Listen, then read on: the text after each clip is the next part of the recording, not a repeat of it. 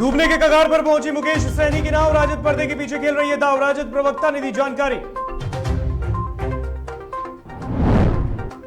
गोपालगंज के कुटिया रेफरल अस्पताल में वैक्सीनेशन के नाम पर हो रही अवैध वसूली, शिकायत के बाद भी नहीं हुई कार्रवाई। जनता की समस्या को दूर करने के लिए शुरू होगा RSS 112, कॉल करते ही मिलेगी हर तरह की सुविधा, ट्रेनिंग शुरू। पर्यटकों को लुभाएगा वाल्मीकि टाइगर रिजर्व को बनाया जा रहा खास, पर्यटकों ने कहा वाल्मीकि टाइगर रिजर्व नहीं है छोटा कश्मीर। नमस्कार, आप देख रहे हैं DTV भारत, मैं हूं आपके साथ ऋतिक। खबरें विस्तार से। जातिगत जनगणना को लेकर बिहार में सियासत गर्मा गई है और इसी कड़ी में बिहार के मुख्यमंत्री नीतीश कुमार ने बयान दिया है। उन्होंने कहा कि देश के हित के लिए जातिगत जनगणना जरूरी है। साथ ही उन्होंने कहा कि उसके लिए केंद्र सरकार से बात करेंगे, अगर बात नहीं बनी तो हम आगे सोचेंगे। साथ ही सीएम नीतीश कुमार ने जातिगत जनगणना को देश के हित में बताया। हम लोगों का ये ऑप्शन हमेशा ओपन रहेगा, ये जान लो जी। ये बिल्कुल सही, हम तो पहले बता चुके हैं ना भाई, 90 से हम बता चुके हैं। सारी बात क्या कितनी बार रिपीट करें। हम लोगों को जो नेता थे समाजवादियों, सब लोगों ने तो एग्री किया और उस समय हम 90 की बात आप लोगों को बताए हैं और सब चीज़ के बारे में तभी से तो हम जाने हैं। उसके पहले हमको इसका कोई आइडिया नहीं था, तो हम तो बता ही रहे हैं, बराबर बताए हैं, अनेकों बार की आप लोग के सामने भी चर्चा कर चुके हैं। तो इसलिए हम लोगों को लगता है कि सारे लोगों की जो बात थी, राय थी, अच्छा हो, ये देश के हित में है और इससे परस्पर संबंध भी और बेहतर हो जाएगा। लोग समझ नहीं रहे होंगे, अपना जाने, करना न करना अपनी बात है। आखिर आपको क्यों लगता है कि आप पीएम पोस्ट के लायक हैं? नहीं सब मुख्यमंत्री जी एक सवाल, अंतिम सवाल मुख्यमंत्री जी एक सवाल, ये जो कास्ट, अरे अब हम तो यहाँ की सेवा करते करते अब क्या अभी सब कोई हमारे मन में कोई आकांक्षा, कोई इच्छा वगैरह नहीं। मुख्यमंत्री जी कई जाति के उसको तो जारी ही नहीं किया गया। तो उस दिन भी कहते कि जो पता चला कि 13 तक में ये काम जी, और हम लोग चाहते थे कि पब्लिश हो, नहीं हो सका पब्लिश। तो ये उस समय कहा जा रहा था कि उसमें ठीक आंकड़ा नहीं था, ये नहीं था। अरे भाई, तो जब ठीक आंकड़ा नहीं था तो अभी जनगणना के साथ कर दिया जाए, उससे सही आंकड़ा आ जाएगा तो और बेहतर होगा ना। बिहार सरकार में मंत्री और वीआईपी पार्टी के सुप्रीमो मुकेश सहनी की राजनीतिक मुश्किलें खत्म नहीं हो रही। अब DTV को सूत्रों के हवाले से बड़ी जानकारी मिली है। खबर यह है कि आरजेडी भी सहनी के साथ बड़े खेल की तैयारी में है। नेता प्रतिपक्ष तेजस्वी यादव ने एक इंटरव्यू के दौरान कहा कि पर्दे के पीछे चीजें हो रही हैं और अब ये जानकारी मिल रही है कि मुकेश सहनी की पार्टी के विधायकों को आरजेडी अपने पाले में लाने की कवायद में है। इस काम में उनकी पार्टी के पुराने नेताओं को भी आरजेडी ने लगाया है। वीआईपी के कुछ विधायक आरजेडी प्रदेश अध्यक्ष जगदानंद सिंह से मुलाकात भी कर सकते हैं और इस पर आरजेडी की प्रतिक्रिया भी सामने आई है। राजद प्रवक्ता शक्ति सिंह यादव ने कहा कि मुकेश सहनी के विधायक उनके साथ नहीं है, राजनीति संभावनाओं का खेल है। बिहार में कोई खेल होने वाला है। सीधा सवाल आरजेडी के प्रवक्ता, पार्टी के कद्दावर नेता शक्ति यादव जी से, खेल हो रहा है? खेल तो एनडीए के अंदर हो रही है, देख रहे हैं।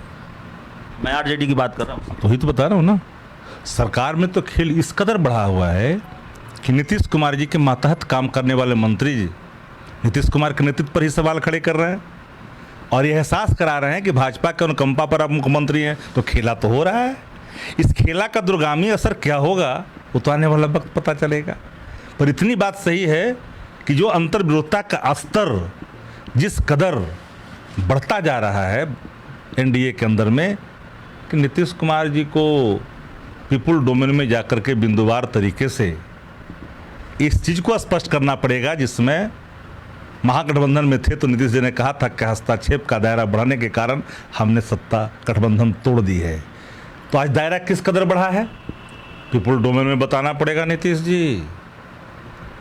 सारे हस्तक्षेप को जनता के बीच में रखना पड़ेगा, माफीनामा के वो सारे शब्द लिखने पड़ेंगे, क्योंकि अतिवादता आप सहन कर सकते हैं सत्ता के लिए, कुर्सी के लिए, आइडियोलॉजी को आप तिलांजलि दे सकते हैं, विचारधारा को।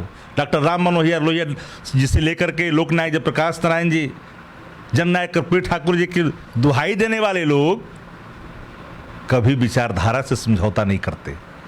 मैं फिर कहता हूं कि अगर आप चाहें तो इसको खारिज कर सकते हैं। जानकारी ये है कि विदाउट मुकेश सहनी खेल की संभावना नज़र आ रही है। मेरा मतलब उनकी पार्टी के 4 विधायकों से है, जिसको आरजेडी अपने पाले में लाना चाहती है। अंदर खानी ये खेल की संभावना भी है। एक बात जान लीजिए, राजनीतिक संभावनाओं का खेल है, इसे कोई इनकार नहीं कर सकता।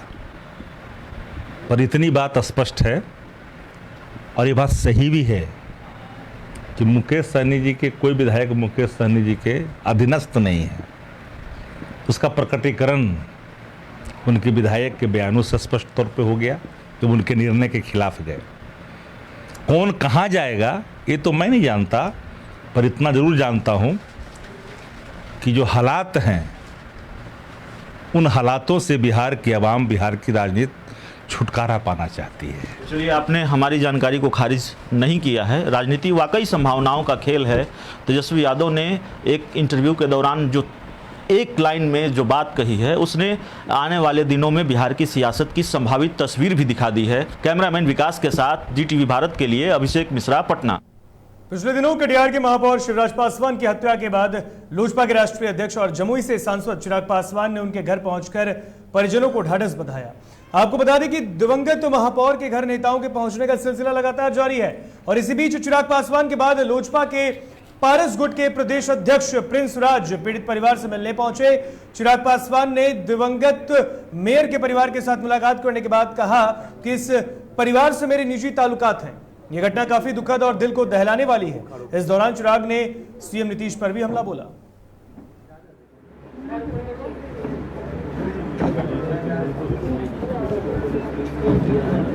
क्यों नहीं उठाएंगे? पर से मामला उठाने से नहीं होगा जब तक मुख्यमंत्री नीतीश कुमार, भाई उनके मेयर, उनके प्रदेश के मेयर की हत्या हुई है, क्यों नहीं एक बार आके वो यहाँ पर पीड़ित परिवार से मिलते?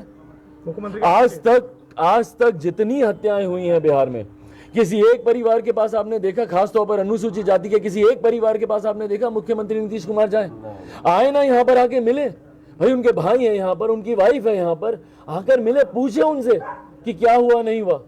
पर वो अपने हवा महल से निकले तब तो उनके अधिकारी इन सारी चीजों में, कौन नहीं जानता कि किसने किया।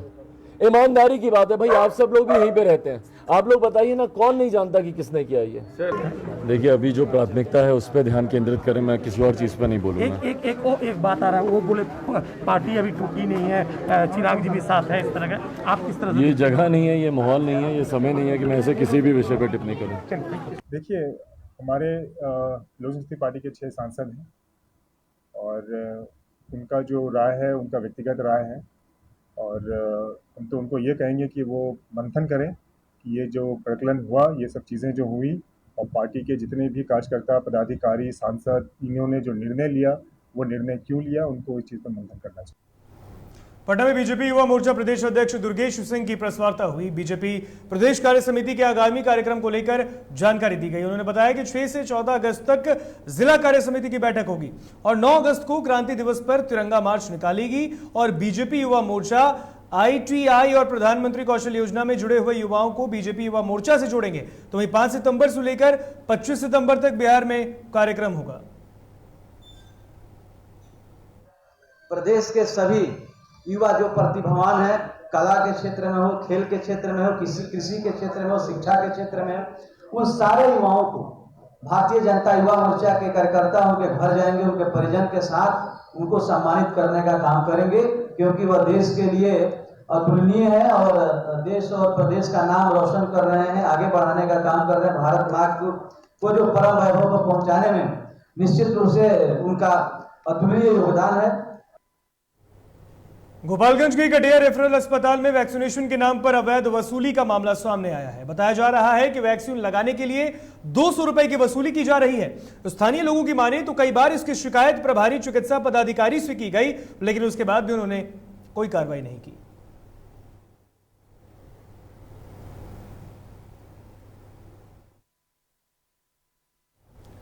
तो तस्वीरों में देख सकते हैं गोपालगंज को यह पूरा मामला है, जहां पर वैक्सीन के नाम पर वसूली हो रही है। एक तरफ जहां देश में मुफ्त में कोरोना का टीका दिया जा रहा है, तो दूसरी तरफ टीका के नाम पर, वैक्सीन के नाम पर अवैध वसूली करते हुए यह वीडियो वायरल हो रहा है गोपालगंज से। आपको बता दें कि वैक्सीन के नाम पर अवैध वसूली की जा रही है। प्रत्येक कोरोना के टीके पर 200 रुपए लिया जा रहा है। तो आप समझ सकते हैं किस तरीके से यहां पर अवैध वसूली की जा रही है। हालांकि इस अस्पताल प्रबंधन में हालांकि चिकित्सक को इस बारे में पता ही नहीं है, उन्होंने इस बारे में कुछ भी बोलने से इनकार भी किया है, साथ ही साथ जानकारी की महरूमियत बताई है उन्होंने। एक तरफ सरकार जहां दहेज लोभी और दहेज उत्पीड़न मामले में कार्रवाई और तमाम बड़े बड़े दावे कर रही है और कानून को सख्त बना रही है, लेकिन जमीनी हकीकत कुछ और ही है। न तो उत्पीड़न के मामले में कमी आ रही है, ना ही पीड़ितों की समस्या थम रही है। ताजा मामला मुजफ्फरपुर जिले के सिमरा नारायण की है, जहां एक 8 महीने के बच्चे को गर्भ में एक महिला न्याय के लिए दर दर लेकर भटक रही है। महिला का कहना है कि उसके रहते उसके पति ने दूसरी महिला से शादी रचा ली। सर यह परेशानी है जो मेरे को शादीशुदा छैत में मेरा पति शादी दूसरा कर लिया।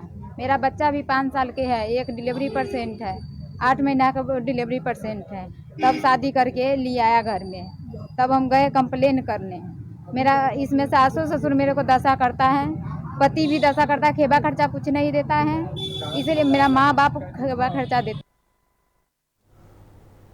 बिहार में लोगों की समस्या को देखते हुए राज्य सरकार के द्वारा इमरजेंसी रिस्पांस सपोर्ट सिस्टम यानी कि RSS 112 को विकसित किया गया, जिसको लेकर जिला एसपी कार्यालय सभागार में एसपी के नेतृत्व में पुलिस कर्मियों को ट्रेनिंग दी जा रही है। आपको बता दें कि इस सुविधा के जरिए पुलिस, एम्बुलेंस और फायर ब्रिगेड की तत्काल सहायता ली जा सकती है और इस योजना को जल्द ही जमीनी स्तर पर उतारने के लिए बिहार सरकार तेजी से काम करने पर जुड़ा है। रिस्पांस सपोर्ट सिस्टम बोलते हैं, इसमें dial ministry of home affairs जो गवर्नमेंट ऑफ इंडिया का हमारा होता है, उसी का जो प्रोग्राम है पूरा, ये इसमें है कि एक ही नंबर रहेगा पूरा भारत देश में, ये 112। तो कोई भी अगर आपातकालीन सिचुएशन में, इमरजेंसी सिचुएशन में अगर ये पैनिक नंबर टाइप काम करेगा, 112 दबाने से तुरंत वो कंट्रोल रूम को चला जाएगा, वहाँ से जो संबंधित थाना को चला जाएगा। बिहार में सरकार भले ही गरीबों को पीएम आवास योजना दिलाकर लाभान्वित करने का दावा कर रही है, लेकिन अभी भी बहुत से गरीब परिवार इस योजना से वंचित हैं। ताजा मामला कैमूर जिले के दुर्गावती प्रखंड अंतर्गत कल्याणपुर पंचायत के गिमिया की है। यहाँ के वार्ड संख्या 14 में गरीब परिवार बाल सुग्रीम कुशवाहा है, जिसको अभी तक प्रधानमंत्री आवास योजना का लाभ नहीं मिला। वहीं पिछले 2 दिनों से इलाके में लगातार हो रही बारिश के कारण घर धराशायी हो गया, जिससे गरीब परिवार सड़क पर आ गया है। ए सरकार समस्या का पूछे के बाटे, आप आयल बटले बनी देख ले ही का समस्या बाटे। जा हमार माटी का घर बा, गिर गल बा, अब हमन के रहे का कहीं शरण नहीं खे। दिनवा भर रही ले जा घरवा में, संझिया का रतिया का सुते के बेरी निकल जाए ले जा दूसरा के घरे जाके सुतो तानी जा। हमन को दोनों प्राणी कान से विकलांग बानी जा। यार रुकेंगे छोटी सी ब्रेक के लिए, ब्रेक के बाद जल्द हाजिर होंगे।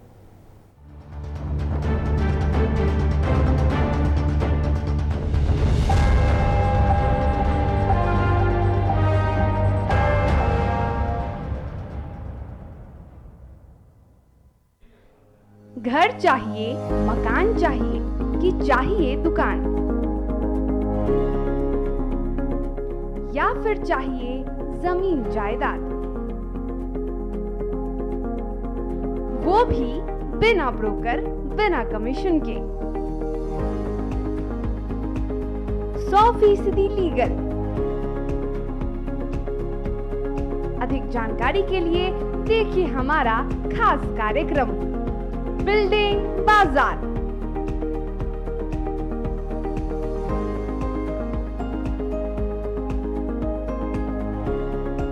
Finance expert engineer Madan Gupta के साथ सिर्फ DTV भारत पर, शनिवार और रविवार रात 8:30 बजे।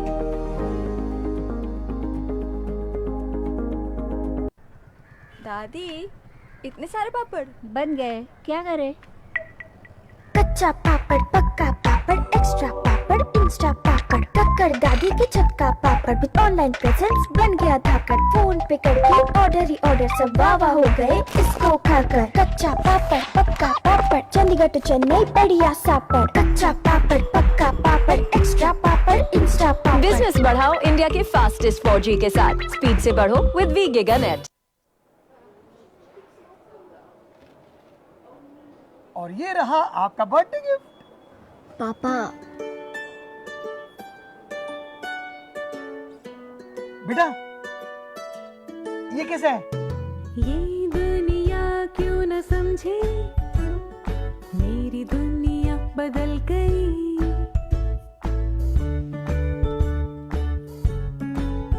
और ये देखो पीहू,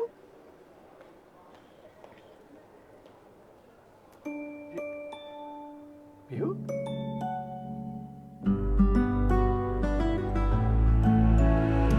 गुड़ियों से खेलने वाली तेरी गुड़िया बड़ी हुई। बच्चे कब बड़े हो जाते हैं पता ही नहीं चलता। थोड़ा बड़प्पन दिखाइए। रहो सेफ सैनिटरी पैड से खुद को स्वस्थ और सुरक्षित रखने में इनका साथ निभाइए।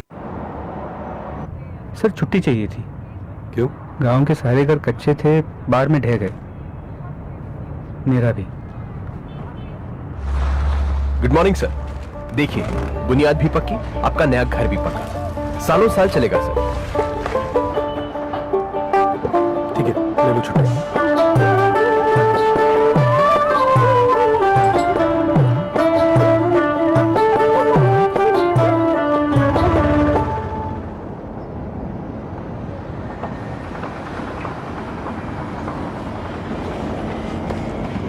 लो हो गया घर पक्का, छुट्टी कैंसिल।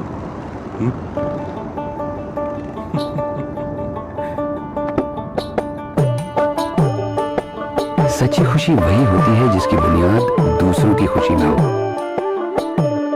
कोणार्क, खुशियों की बुनियाद। अबे गुड्डू ठीक से लगाओ बे, रिश्तेदार आएंगे तो उनको लगना चाहिए ना कि इस घर में हमारे चंदा का कितना मान सम्मान है और आज हम और हमारा परिवार कितना खुश है। हाँ हम तो आपको बताने ही भूल गए, हमारी चंदा इतने सालों बाद गाभन हुई है। और पहले जो दो खाए ना तो स्वस्थ और तंदुरुस्त कैसे रहेगी। भला हो मधुसूदन गोल्ड पशु आहार का, जिसके देने से हमारी चंदा गाभन हुई और उसको एक रिष्ट पुष्ट बच्चा हुआ। अगर आप भी अपने पशुओं से करते हैं प्यार तो उन्हें दीजिए सिर्फ और सिर्फ मधुसूदन गोल्ड पशु आहार, भाग खुल जाएंगे।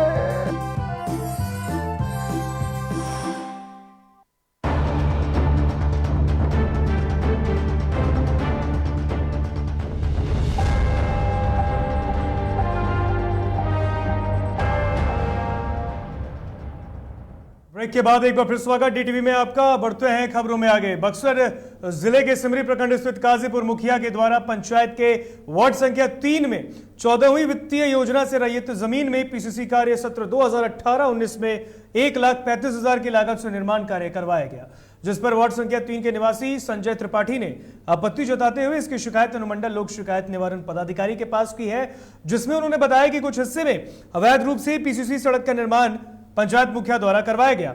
तो वहीं आपको बता दें कि पंचायत के मुखिया अख्तर अली ने अपनी सफाई में बताया कि इसके पूर्व भी वहां पर ईंट की सड़क बनाई गई थी, जिस पर कोई आपत्ति नहीं दर्ज की गई, जबकि पीसीसी निर्माण पर आपत्ति दर्ज की गई। मामला सर कुछ भी नहीं है, 2017-18 की योजना थी,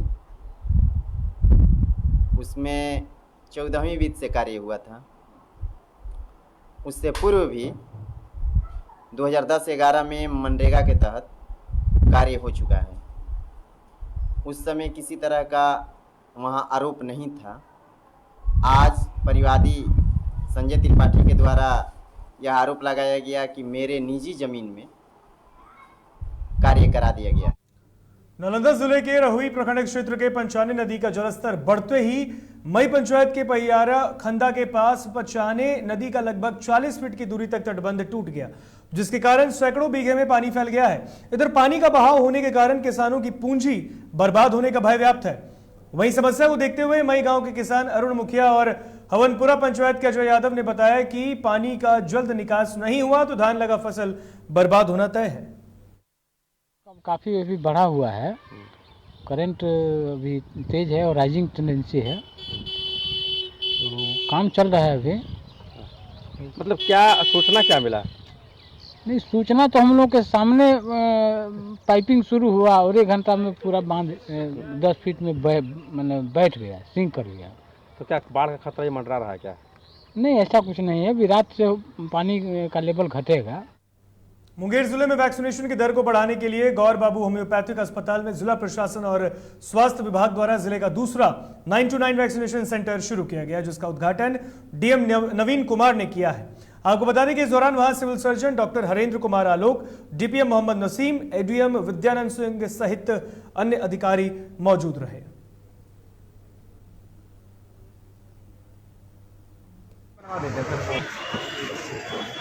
9 to 9 वैक्सीनेशन सेंटर प्रारंभ किए हैं। फर्स्ट डोज करीब कंप्लीट होने को है। शहरों में खड़गपुर, जमालपुर और तारापुर समाप्त हो चुका है और जो मुंगेर नगर निगम है यहाँ भी 90% करीब हो चुका है। अब हम लोग का जो फोकस है वो सेकेंड डोज के लिए फोकस है कि जिन लोगों ने सेकेंड डोज नहीं लिया है और जिनका समय पूरा हो गया है वो अब सेकेंड डोज लेना शुरू करें। वैक्सीन की कोई कमी नहीं, कल फिर वैक्सीन आ रही है और लगातार हम लोग सेकेंड डोज के लिए अब लोगों को जागरूक करेंगे और वैक्सीनेट कराएंगे। वहीं बिहार राज्य के इकलौते वाल्मीकि टाइगर रिजर्व को पर्यटन के लिहाज से विकसित किया जा रहा है। गंडक नदी के किनारे बसा वाल्मीकि नगर बेहद ही खूबसूरत वादियों से घिरा है। यह विशाल जंगल, झरने, पहाड़ और नदी है तो किसी का भी मन मोह ले। इसकी खूबसूरती के कारण इसको बिहार का कश्मीर कहा जाता है। आपको बता दें कि वाल्मीकि टाइगर रिजर्व बिहार का मुख्य पर्यटक स्थल भी है, जहां दूर दूर से पर्यटक इसकी खूबसूरती का आनंद लेने आते हैं। ये वाल्मीकि नगर हमारे बिहार का स्वर्ग है। अभी आप देख सकते हैं यहाँ बगल में ही नेपाल है और यहाँ पे वाल्मीकि नगर में टाइगर रिजर्व, पूरा वाल्मीकि नगर का जंगल भी बड़ी शानदार है। और यहाँ रिंकू सिंह जी के प्रयासों के द्वारा बहुत बढ़िया ही यहाँ काम हो रहा है। अभी माननीय मुख्यमंत्री जी का भी यहाँ काफ़ी बढ़िया अपना। मुंगेर किला परिसर में करोड़ों की लागत से बने इंडोर स्टेडियम में खिलाड़ियों को बेहतर सुविधा नहीं मिल रही। दरअसल विगत 25 से 27 जुलाई को हिमाचल में आयोजित 15वीं हिमालयन कप राष्ट्रीय ताइक्वांडो प्रतियोगिता में मार्शल आर्ट्स अकादमी मुंगेर के खिलाड़ियों ने बिहार की तरफ से खेलते हुए शानदार प्रदर्शन किया और एक स्वर्ण और 2 कांस्य पदक जीत कर लौटे। इनके शानदार प्रदर्शन पर मुंगेर के विधायक प्रणव कुमार ने खुद स्टेडियम जाकर इन खिलाड़ियों को बधाई दी, जिसके बाद खिलाड़ियों का दर्द भी छलका है। खिलाड़ियों ने बताया कि उन्हें यहाँ बेहतर साधन और खेल सामग्री नहीं है, जिस कारण उनका प्रैक्टिस सही ढंग से नहीं हो पाता। अगर उन्हें सही ढंग से साधनों के साथ प्रैक्टिस करने का मौका दिया जाए तो आगे वे और मेडल ला सकते हैं। यहाँ ताइक्वांडो का प्रैक्टिस करते हैं। यहाँ साधन वो नहीं है जो हम लोग को होना चाहिए। यहाँ वो साधन नहीं है, यहाँ पर लाइट की कमी है और बहुत सारे गड़बड़ है। बिहार सरकार इसके लिए तत्पर है। आपको पता होगा कि बिहार में पहली बार खेल विश्वविद्यालय का स्थापना किया गया और हम मुंगेर को भी खेल के मानचित्र पर लाना चाहते हैं। यहाँ के बच्चों में बहुत ही ऊर्जा है, सिर्फ इनको अवसर देने की बात। जमशेदपुर के बर्मा माइंस थाना क्षेत्र में स्कूटी सवार को डंपर ने रौंद दिया, जिसके बाद स्कूटी सवार की दर्दनाक मौत हो गई। घटना की सूचना मिलते ही मौके पर पहुंची पुलिस ने शव को कब्जे में लेकर पोस्टमार्टम के लिए भेज दिया है और मामले की जांच कर रही है। वहीं बोकारो के सूटी थाना क्षेत्र गैस टेम्पो ने अनियंत्रित होकर साइकिल सवार को जोरदार टक्कर मारी है। घटना में साइकिल सवार एक वृद्ध बुरी तरह घायल हो गए, जबकि गैस टेम्पो चालक मामूली जख्मी है। दोनों को जख्मी हालत में सदर अस्पताल में इलाज के लिए भर्ती कराया गया। तो वहीं घटना के विरोध में स्थानीय लोगों ने स्पीड ब्रेकर की मांग को लेकर बारी कोऑपरेटिव मोड़ के पास सड़क जाम किया। घटनास्थल पर पुलिस पहुंचकर सबको शांत कराने की कोशिश में है। कोऑपरेटिव मोड़ पर टेम्पो वाला और साइकिल में दोनों में एक्सीडेंट हो गया है और पता चला कि मेरे आने से पहले उसको हॉस्पिटल भेज दिया गया है और उसका मैंने कि यहाँ पर स्पीड ब्रेकर के लिए लोग मांग कर रहे हैं। सर से पिछले बार ही बोला गया था, उसी पर लोग चर्चा कर रहे हैं कि यहाँ पर स्पीड ब्रेकर होना चाहिए था। ये टेम्पो और साइकिल वाला के बीच में हुआ है। बोकारो में 2 दिन पूर्व गरगा नदी में नहाने के दौरान तेज धार में बहे 12 वर्षीय युवक फैजान का शव सोमवार को बरामद किया गया है। शव मिलने की सूचना स्थानीय लोगों ने पुलिस को दी, जिसके बाद पुलिस ने मौके पर पहुंचकर शव को कब्जे में लेकर पोस्टमार्टम के लिए भेज दिया है और मामले की जांच कर रही है। अधिकारी से सूचना मिली थी कि 2 दिन पूर्व मतलब कि 31 तारीख को गरगा डैम में एक बच्चा डूब गया था, जिससे बाइल्डी थाना और एनडीआरएफ की टीम कल और परसों खोज रही थी। ऐसी आज हमें सुबह वायरलेस में सूचना मिली है कि बच्चा यहाँ हनुमान नगर में मतलब उसका लाश दिख रहा है पानी के ऊपर से। इस सूचना के आधार पर हम लोग यहाँ आए हैं आने के बाद यहाँ देखा गया तो फिर NDRF टीम और CO साहब को बुलाया गया है, उनकी उपस्थिति में इस बॉडी को निकाला गया। देवघर की जोशीडीह में पुलिस को बड़ी सफलता हाथ लगी है, जहां पुलिस ने गुप्त सूचना के आधार पर जोशीडीह धोबिया गली में छापेमारी कर 9 किलो गांजे के साथ एक युवक को गिरफ्तार किया। वहीं जब्त किए गए गांजा की कीमत करीब 1 लाख रुपए आकी गई है।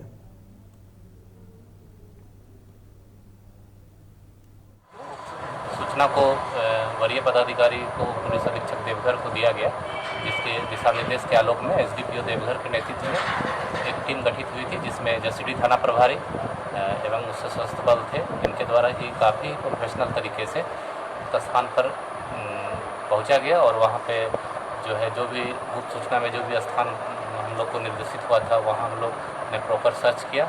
सर्च के क्रम में एक राउत नामक व्यक्ति था, जिसके घर से हम लोग 9 kg गांजा बरामद किया। और फिलहाल खबरों में इतना ही, मुझे दीजिए इजाजत। देखते रहिए DTV भारत। नमस्कार।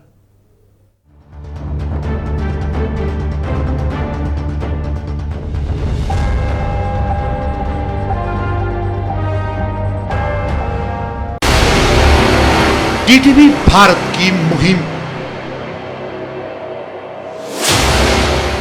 ऑपरेशन